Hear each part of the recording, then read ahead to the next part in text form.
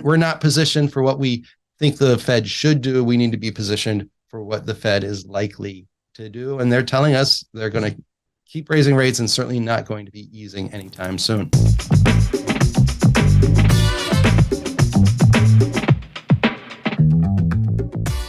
Good afternoon, everybody. Happy Thursday. Welcome to Townhall Takeaways, where I try to distill the topics, the discussions, the conversations of the week into just a few charts, a few things to think about, a few key topics. I'm Willie Delwich. Glad that you are tuning in. Glad that you are listening. It's Fed week. We had inflation data before that. Lots of moving parts, lots of volatility in the market. So I think one of the key takeaways is to think about the Fed and not just think about the Fed by itself, but think about it in context of other central banks. Because the Fed raised rates by 50 basis points on Wednesday. Then the Bank of England and the ECB came on Thursday and they each raised by 50 basis points and were at least as hawkish and maybe even more hawkish than Powell was on Wednesday. And so putting some context around central bank policy right now, I think is important. And the bottom line here, before you get into the numbers, is we don't want to fight the Fed, especially when the Fed and its friends are not very friendly to the market.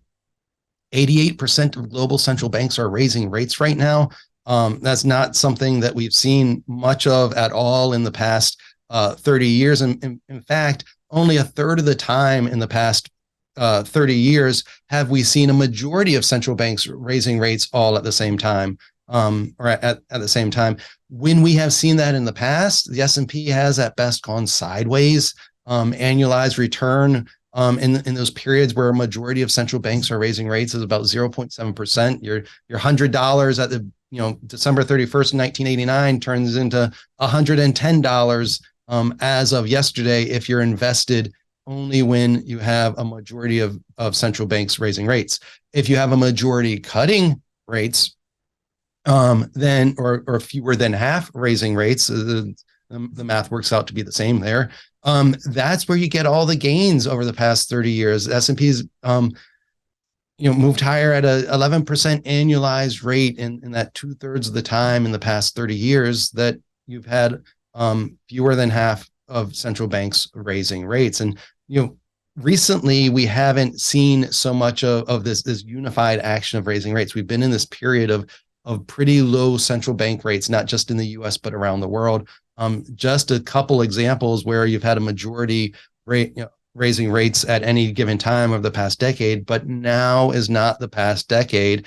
And now is that environment where central banks are intent on raising rates and are going to keep raising rates. They told us that yesterday. They've been telling us that all year. The market doesn't want to believe it. The market still thinks the Fed's going to be cutting rates next year. But even if the Fed were to stop, pause, or to cut, you still have most other global central banks still in tightening mode. So it would have to be not just the Fed getting easy, but it would have to be at this point, a majority of global central banks getting easy, and that doesn't seem to be in the cards right now. And so we have this backdrop where central banks are unfriendly to the market. They aren't always, but in this case, they are. So that's the first takeaway is let's not fight the Fed, and the Fed is not our friend. It's still fighting inflation. They feel like they've got some work to do. Whether you agree with them or not, we're not positioned for what we think the Fed should do. We need to be positioned for what the Fed is likely to do. And they're telling us they're going to keep raising rates and certainly not going to be easing anytime soon. Step back and look at the world from a kind of a global, a long-term asset allocation perspective. And what we've seen this year has some important ramifications for what we could expect over the coming decade. And I think it's fair to think about it in terms of a lost decade for stocks. Not all stocks.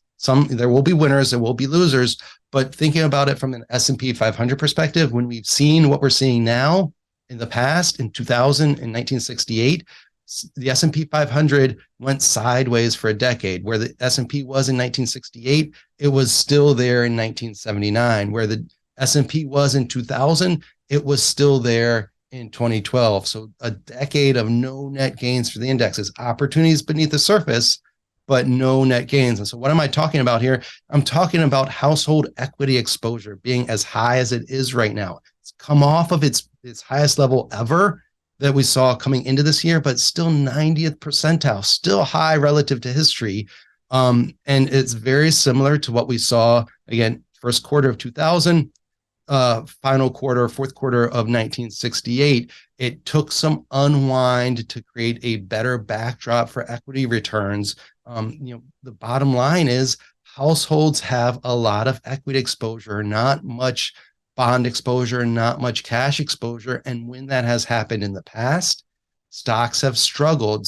When we've got to these extremes, we've gone sideways for a decade to unwind that equity exposure, to build up bond exposure, to build up cash exposure. So it looks to me like 2022 isn't a one-off year, just an annus horribilis of stocks being down and bonds being down and no one having commodities and being able to take advantage of that exposure.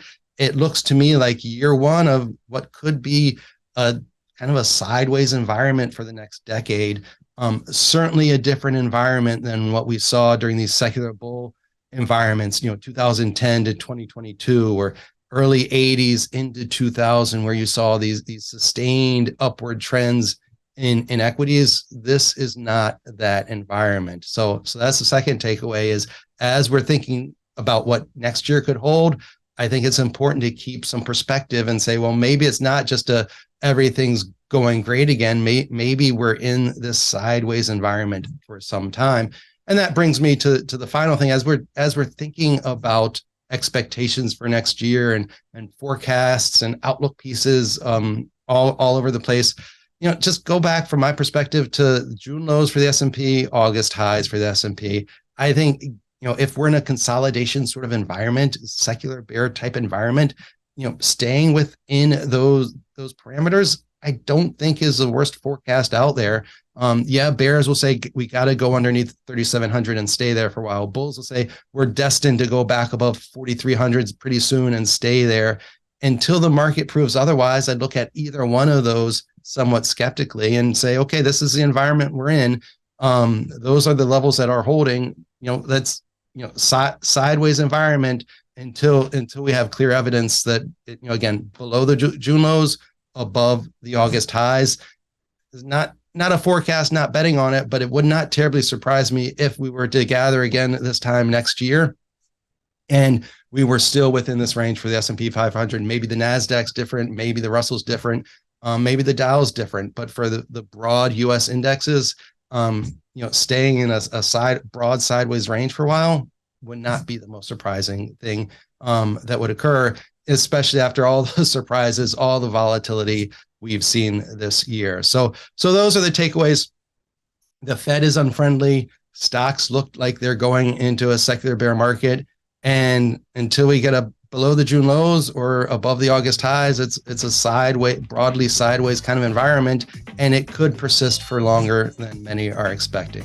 Thanks for tuning in. Thanks for listening. Willie Delwich saying, have a great week. We'll talk to you again next week, everyone.